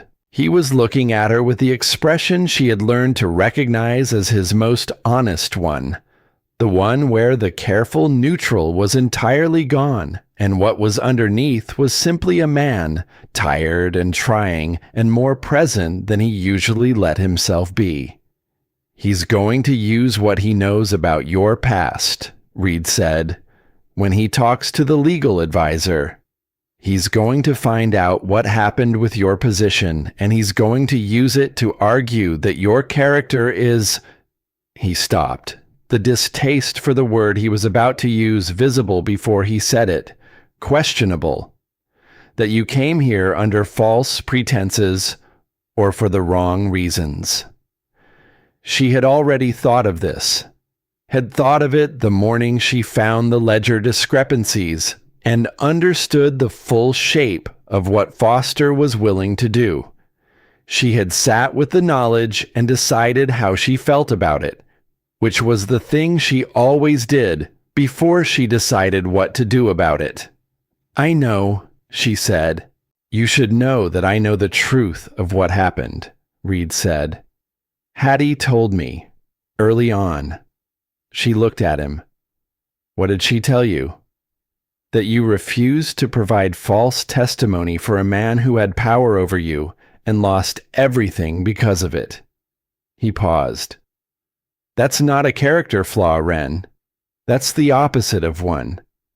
She looked at the cup in her hands and set it down on the shelf. "It doesn't matter what it actually is," she said. It matters what it can be made to appear. I know how those arguments work. She looked at him with the calm directness of someone who had already done the hardest reckoning and come through the other side of it. If he puts it in front of a legal advisor as a woman with a history of institutional conflict who arrived under an arrangement the man she's living with claims he never made, I'm not going to let that happen. Reed. She said his name the same way he had said hers, without the distance of formality. You may not be in a position to prevent it. These things move on their own once they start moving. He looked at her steadily. Then we get ahead of it. How? He did not answer immediately. He looked at the table, and then at his hands, and then at her. And she saw him working through something, not just strategically, but at a deeper level, the level where people decided what they were actually willing to do and why. I'm going to go to the land agent myself, he said, with the ledgers, with what you found. She went still. That changes everything, she said carefully. Yes? Once you present that, there is no version of this where Foster simply withdraws. He will fight it. He will make it personal and public, and he will use everything available to him. She paused, including me. I know that. And you're willing. He looked at her. Are you? The question landed differently than she had expected, not as a challenge or a reassurance, but as a genuine inquiry, the kind that recognized she was a person with her own stakes in this, not a condition of his decision, but someone who had to make her own. She thought about the choice she had made 2 years ago, not the dramatic version of it, not the version where courage arrived fully formed and certain, but the real version, where she had stood in that room knowing what it would cost her and chosen truth anyway, because the alternative was living inside a lie she could not breathe in. She thought about the letter that had brought her here. She thought about the cedar box on the shelf, and the woman who had used her last weeks to trust the world with something she loved. Yes, she said. He nodded once, the kind of nod that meant something beyond agreement.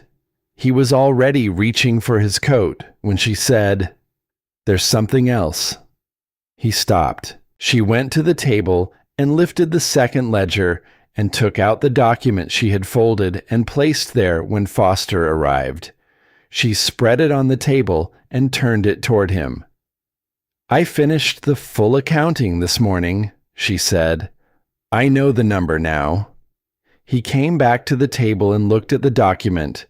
She watched him read it, watched the way his eyes moved down the page, careful and precise, the way he read everything that mattered. And she watched the number land. He did not speak for a moment. "That's not a rounding error," he said. "No." He straightened and looked at the wall, and she gave him the silence to do whatever he needed to do with it, which she understood was not merely about money or land, but about the fact that the man who had done this was the man his wife had trusted completely, and the money had started moving while Grace was sick and unable to watch. And that was the part that was going to cost him the most. "She never knew," he said. "No," Wren said. "She never knew."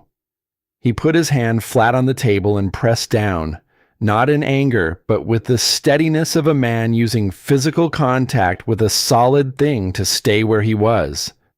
After a moment, he lifted it and looked at her. "This is enough," he said.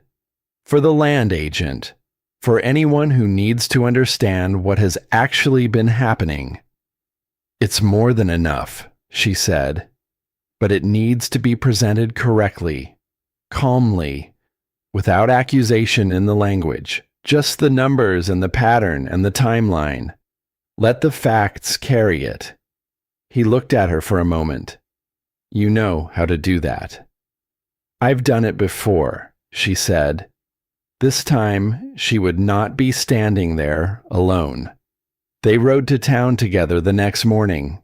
The sky was low and gray, the mountains to the northwest hidden behind cloud, the kind of day that felt held, not threatening, but suspended, waiting for something to break one way or the other. They did not talk much on the ride, which was not unusual between them and did not carry the weight of unspoken conflict.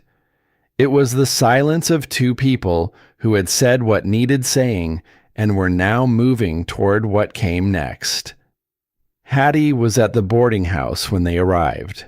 She took one look at their faces and said nothing, which was how Hattie communicated that she understood the situation and would be there. The land agent's office was at the far end of the main street, a narrow building with a sign that had weathered down to near illegibility and a front room that smelled of paper and the particular dry dust of documents that had been accumulating for a long time.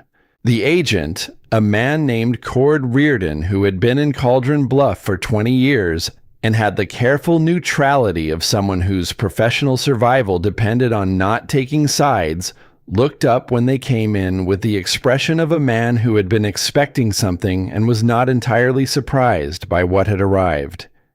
Reed placed the ledgers on the desk. Wren placed the document she had prepared beside them. She did not sit. She stood beside Reed and began to speak in the measured, precise voice she had used in the worst room of her life, the voice that did not ask or plead or argue, but simply laid out what was true and let the truth do its own work. She walked Reardon through the pattern in the numbers. She showed him the timeline. She showed him the access records, the dates on which certain documents had been requested and by whom, the correspondence that had accompanied requests for financial statements. She did not name Foster Wynne in her first pass through the evidence. She let the pattern establish itself first, let it become undeniable before she connected it to a person, because she knew from experience that evidence and name worked better in that order. Reardon listened. He was good at listening in the way of someone whose job required him to hear things that powerful people did not want heard. And he made notes with a careful economy of motion that told her he was taking it seriously.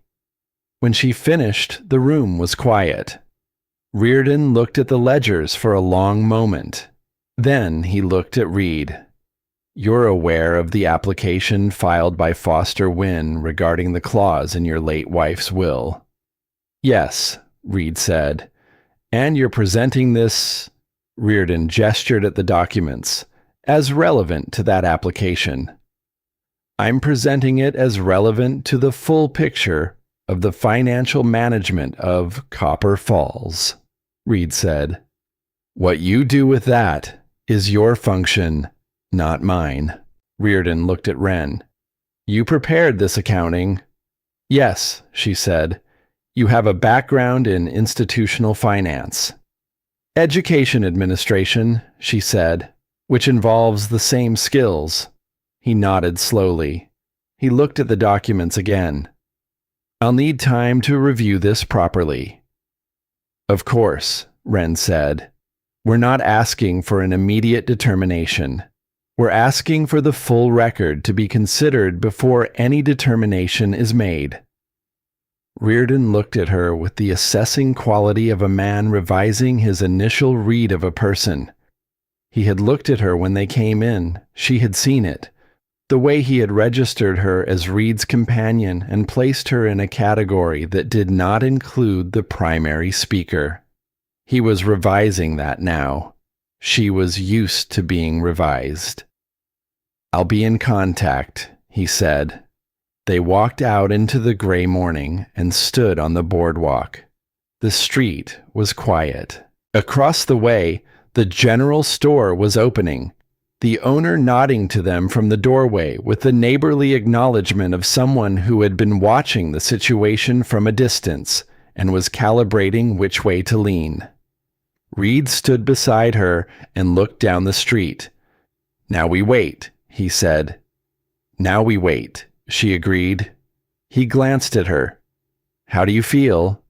She thought about the question honestly. "Like someone who has done the thing that needed doing," she said, "which is different from feeling like it will be fine." He looked at her for a moment. "It might not be fine." "No," she said, "it might not be. But you did it anyway." She looked at him. "So did you." He held her gaze. The gray light fell evenly across the street. No shadows, nothing hidden, just the plain, unmediated day, and the two of them standing in it. Then Hattie's voice came from the boarding house door. She had been watching from there, which was how Hattie operated, always positioned where she could see without being in the middle of it. And she said simply, "Come have breakfast." They went. 3 days passed. They were quiet days, which was its own kind of difficulty, because waiting was harder than acting, and they had done the acting, and there was nothing to do now but continue doing the ordinary things and let whatever was in motion continue to be in motion. Wren worked. Reed worked. The horses were tended, and the water line to the east barn ran clean, and the account books were closed and put away, because there was nothing more to be found in them, and looking at them served no purpose. On the evening of the third day, Wren was in her room writing a letter. She had started it twice before and stopped both times, not because she did not know what she wanted to say, but because finding the form of it, the honest form, the one that was neither asking for pity nor performing strength, required more precision than she usually needed. The letter was to no one who would be named here. It was enough to say it was to someone who had known her before, who had been present for what happened, who had written to her once in the year since, and received nothing back because she had not known what to write. She was writing now because something in her had changed enough to make it possible. She was writing because she was no longer in the place she had been. And the person who had written to her deserved to know that. And telling them was a form of honesty she owed to the relationship if it was to remain a relationship at all. The letter was 3 sentences long. She had tried for 4 and found the 4th was decoration. The last sentence was 3 words. "I am home." She had written them and stopped and looked at them for a long time, because they were the truest thing she had put on paper in 2 years, and the truth of them meant something she was still learning the shape of. She had the pen in her hand when she heard the knock at the front door. The quality of a knock communicated things. This one communicated urgency without panic, the knock of someone who had something important to say, and had come to say it, but was not in crisis. She set the pen down and went to the main room. Reed was already at the door. Hattie stood on the porch with a lamp, and the expression she wore when she was carrying news, not her own news, but someone else's, the expression of a messenger who had not chosen the message. "Foster came to see me this evening," she said. Reed stepped back from the door. Hattie came in and sat at the table and set the lamp down between them, and the 3 of them arranged themselves in the positions that had become familiar over the past weeks. The positions of people who had learned to think together. "He knows you went to Reardon," Hattie said. "He knows what you brought." "We expected that," Reed said. "Yes." Hattie looked at her hands. "He's not going to fight it." A silence. Wren looked at Hattie carefully. "What does that mean?" "He came to tell me that he's withdrawing the application for the clause." Hattie paused. He didn't say why in so many words, but he said. She paused again, longer this time, choosing what to relay with the care of someone who understood the weight of these particular words. He said that if Grace had trusted Reed enough to do what she did, then he should have trusted her judgment instead of his own. The fire across the room ticked and settled. Reed sat with that for a long moment. Wren watched him receive it, watched the careful composure hold, and then, very briefly, not hold. Watched something pass through his face that was private and complete, and not hers to name. She looked away to give it to him. Hattie poured coffee from the pot on the stove, which she had helped herself to without being asked, which was Hattie's way in this kitchen and had been for 30 years. He's still going to have to account for the money, Reed said, when he had his voice back. I know, Hattie said, and Reardon will see to that, in time. But tonight, she looked at Reed with the directness of a woman who had known him since before he was formed. Tonight, that is not the thing that matters. Reed looked at her. What is the thing that matters?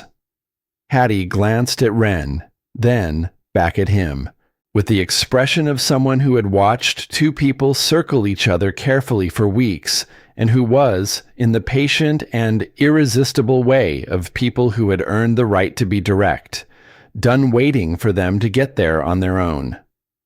Reed Calloway, she said, you are a man who needed a reason to step forward. You have had one for weeks now.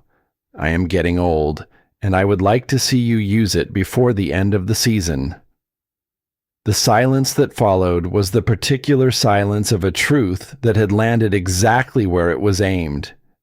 Wren looked at the table. She could feel Reed looking at her. She took a breath that was steadier than she expected it to be, which told her something about where she actually was, somewhere below the level of what she had been allowing herself to think. She looked up. He was looking at her with the expression that had no careful neutral in it at all. Just the man, just the reality of him, present and tired and more alive than she had seen him look since the morning he had walked into Hattie's boarding house and found her at the window with a cold cup of coffee and the most important decision of her life still unmade. I have not been easy to be around, he said. No, she agreed. And I have not been, he paused, choosing the word, clear, about what I want. No, she said again, but you have been honest. That matters more. He looked at her. I want you to stay. Not as a practical arrangement, not as a condition of the situation. The way he said it made the meaning plain, not the arrangement, not the agency, not the clause or the ledgers or any of the machinery that had brought them to this table. Just her. Just him asking. She held his gaze for a moment that was long enough to be real. I know, she said. Outside, the clouds that had been holding all day finally broke, and the rain began again. Not the hard-driving rain of the storm that had brought them to the barn and the conversation they had been carrying since, but a softer rain, steady and unhurried, the kind that meant to stay for a while, the kind that soaked into the ground and stayed there, useful, nourishing, doing the invisible work of making things grow. Hattie drank her coffee and looked out the window at the rain with the expression of a woman who had been right about something important and was taking a moment to be privately grateful about it. Reed reached across the table and set his hand near hers. Not on hers, not yet. Just near, close enough to be unmistakable, far enough to be a question rather than a declaration. Wren looked at his hand. Then she moved hers the small distance necessary and let it rest against his. And that was enough. That was, in fact, everything. The whole distance from where they had been to where they were, covered in the span of an inch, the way the most important distances always were. The rain stayed for 2 days. It was the kind of rain that rearranged things, not violently, not with the force of the storm that had brought them to the barn and the conversation they had been carrying since, but with the patient persistence of water that had decided where it was going and intended to get there. It filled the creek behind the east pasture to its proper depth. It softened the frozen ground enough that the fence post Reed had been unable to set for 3 weeks went in clean on the first morning after it stopped. Wren noticed this and said nothing about it, because some things did not need to be remarked upon to be understood. The morning the sky cleared, she finished the letter she had been writing before Hattie knocked. She read it through once, 3 sentences, which was right. Any more would have been performing, and the person she was writing to would have known the difference. The last 3 words were the ones that had taken her the longest. I am home. She folded the letter and addressed it and set it by the door to go out with the next post, and she stood there for a moment with her hand on it, feeling the weight of what it represented, which was not large, but was real. The acknowledgement that she was somewhere, that the somewhere was good, that she had not disappeared into the distance of her own survival, but had come through to the other side of it, which was a place with ground beneath it and people in it, and the ordinary, extraordinary fact of a life that was being lived rather than merely endured. She took her hand off the letter and went to start breakfast.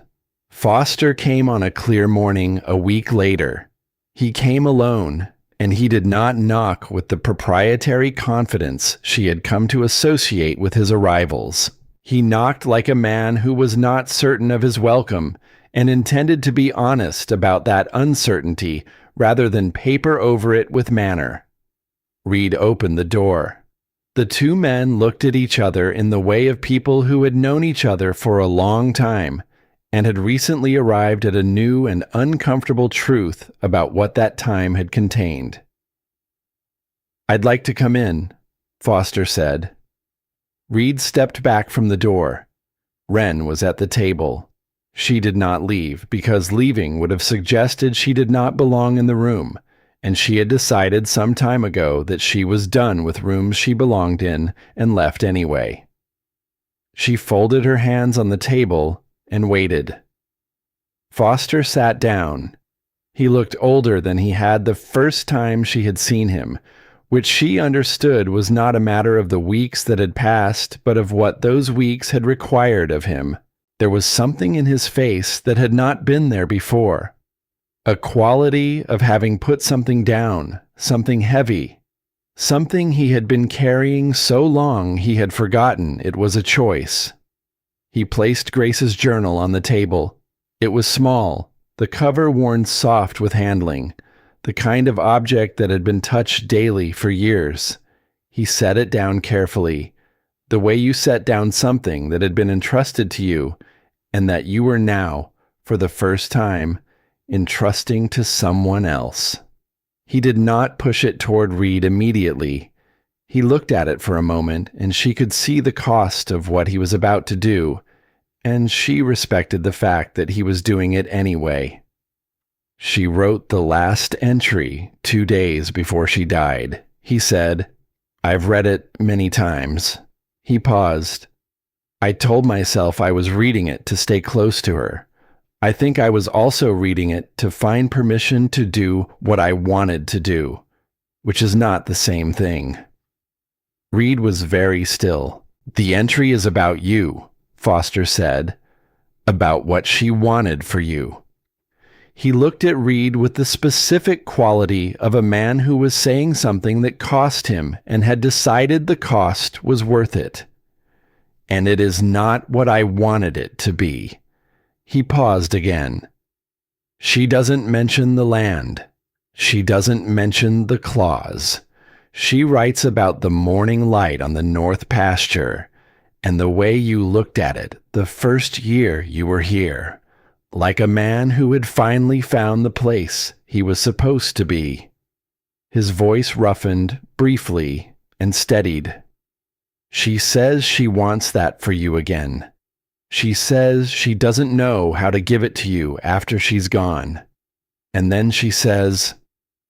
He stopped. He looked at Wren for the first time since he had sat down. She says she thinks she may have found a way. The fire across the room was the only sound for a moment. Foster stood.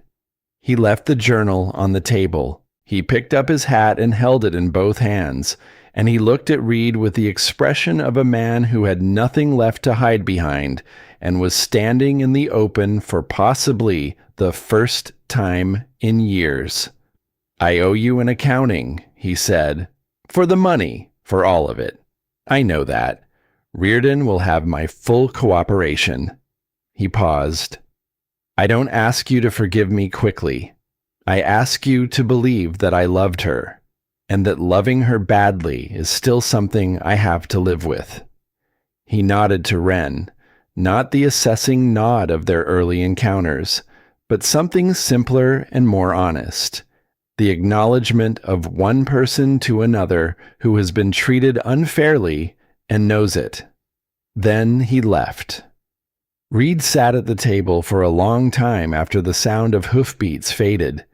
Wren did not speak. She gave him the room to do whatever he needed to do with it, staying present at the edge of the space without filling it, the way you stayed when someone was carrying something that was theirs to carry, but did not need to be carried alone. After a while, he put his hand on Grace's journal. He did not open it. He just held it, the way you held something that connected you to a person you had loved and lost, feeling its weight, its reality, the fact of it existing in the present tense, even though the person who had made it was past. Then he looked up at Wren. "Will you read it with me?" he said. She understood what he was asking. Not to be present while he read it, not to be a witness to a private moment. He was asking her to be part of it, to receive what Grace had left in the same act he did, as the person he intended her to be. She moved her chair around the table to sit beside him. He opened the journal to the last page. They read it together in the morning light, and Wren learned what Grace Calloway's handwriting looked like. Small and firm and forward-leaning, the handwriting of a woman who wrote the way she thought, with precision and without unnecessary decoration. She read the words about the north pasture and the morning light and the way Reed had looked at it the first year, and she felt the particular ache of knowing someone through the record they left behind, the specific intimacy of reading what a person had written when they did not expect it to be read by a stranger and finding in it something that felt like recognition. She read the last lines, which Foster had not quoted fully. "She thinks she may have found a way," Grace had written. "Someone who understands what it means to start over, not from weakness, but from the decision to be honest in a world that punishes honesty. Someone who will not try to replace me, because she is too entirely herself to be anyone's replacement. Someone he will argue with, which he needs, and who will stand her ground, which he needs more." And then, in smaller letters at the very bottom of the page, as if added after the main entry was complete, as if it were a note to herself rather than a declaration, "I hope she reads this. I hope he lets her." Wren sat very still. Reed closed the journal. He sat with his hands on the cover for a moment, and then he looked at her, and she looked at him, and there was nothing left to be careful about. "She got it right," he said. "She usually did," Wren said. Her voice was steady. Her eyes were not entirely dry, which was all right, because his were not either, and that was another thing they understood about each other without having to say it. He gave her the box that afternoon. They were on the porch in the thin autumn light, the mountains to the northwest clear and white and enormous, and he brought it out from wherever he had put it after the night he had opened it and found the document that had changed everything, and he set it on the rail between them. She looked at it. The cedar was warm-colored, the grain of it smooth, the latch worn to a brightness that came from years of being touched. "She made me promise to keep it," he said. "Said there were things inside it for the person who came." He paused. "I think she meant you specifically. I think she always meant you specifically." Wren picked it up. It was lighter than she expected. Or perhaps she had expected it to carry more than a physical weight, which it did.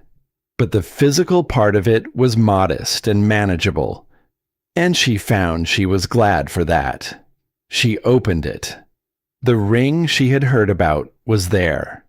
The pressed flower, the small folded letter that Reed had read the night he opened it, and that she now unfolded herself in the afternoon light and read in full. It was addressed to no one by name. It began simply, "If you are reading this." It said what a person said when they were writing to someone they had chosen carefully and could not meet in the ordinary way. It said, "This place is worth the effort it will require of you." It said, "The man here is worth the patience it will take to reach him." It said these things plainly, without sentiment, in the voice of a woman who had never needed to dress up the truth because she trusted the truth to carry itself. And then, at the end, it said the three words that Foster had almost said and had not quite managed to finish saying. The three words that Wren had been moving toward since the moment she stepped down from the supply wagon in Cauldron Bluff and looked at the town she had come to and felt the full weight of what she had done. "Welcome home," it said. Wren held the letter and looked at it for a long time. Then she folded it and placed it back in the box and closed the latch and set the box on the rail and looked out at the mountains that had been there before any of this and would be there after. And she breathed the cold, high country air that tasted of pine and something mineral she had stopped trying to name because it had simply become the air of the place she was in, the air of home. Reed stood beside her with his arms resting on the rail, looking at the same mountains. "I was thinking," he said, in the careful voice he used when he was about to say something he had thought about for longer than he was going to admit, "about the room off the kitchen." She glanced at him. "It's too small for what it's being used for," he said. "If a person were going to use it for teaching, it would need to be the front room. The light's better there." She looked at him for a moment. She thought about the blackboard in the corner and the two children from the families past the creek, and the way Reed had moved the lamp without saying a word about it, and she understood that he had been thinking about this for longer than this afternoon, that he had been moving toward saying it for weeks, in the particular way he moved toward things, carefully, and then all at once. "The front room would work," she said. He nodded, looking at the mountains. "Good." A silence. The good kind. "Reed," she said. He looked at her. "Thank you for opening the box." He held her gaze. Something in his face was very quiet and very full at the same time. The expression of a man who had put down something heavy and had not yet decided what to do with his hands now that they were free, but was beginning to understand that having them free was not a loss, but the beginning of something else entirely. "She knew I'd wait too long," he said. "She planned for it." "Yes," Wren said. "She did." He looked back at the mountains. She looked at them too. Copper Falls lay behind them, solid and quiet, the north pasture running green to the tree line, the east barn with its clean water line, the front room waiting with its good light, the blackboard clean and ready in the corner. Inside the house, on the table by the door, a letter sat waiting to go out with the next post. 3 sentences, the last of which was 3 words that had taken 2 years to become true, and were true now in every direction she could think to look.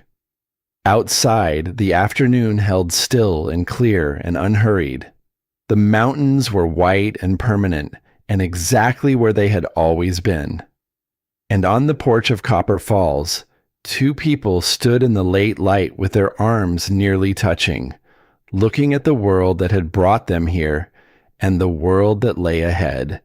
And the distance between nearly and completely had never been smaller, and the future had never looked more like something worth moving toward.